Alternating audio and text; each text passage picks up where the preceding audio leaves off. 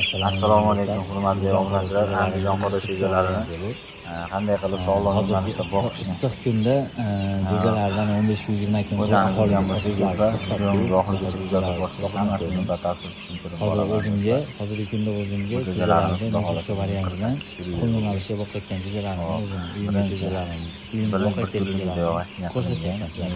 Keyingi vaksinasi Lasota bo'ladi. xona harorati juda ham zo'r, ventilyasiyalarni chiroyli yoniq. Gamburadan keyin Lasota berildi. 30 kunga Lasota berildi.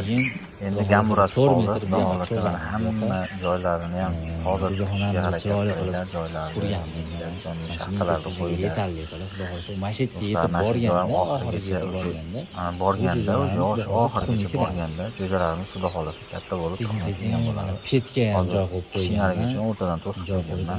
Mashitga pet ham qo'yamiz, xudo xohlasa. Jo'jaxonada umuman hid qoldirmaslikka harakat qilinglar. Daraxtlarni qo'yamiz. Mana jo'jaxonam uzunligi 18 metr, eniga 7 metr. Yana bir xohlasa mana shu to'g'rilarni tuxumga kirgizishga harakat qilib, xohlasa biznesingiz rivojlanishiga hissa qo'shgan bo'lasizlar do'stlar. Obuna bo'lib qo'yasizlar. Sog' bo'linglar, salomat bo'linglar. Kimga shunaqa xizmatlar yoki maslahatlar kerak bo'lsa, aloqadaman do'stlar. Sizlarga yorqinroq bo'lib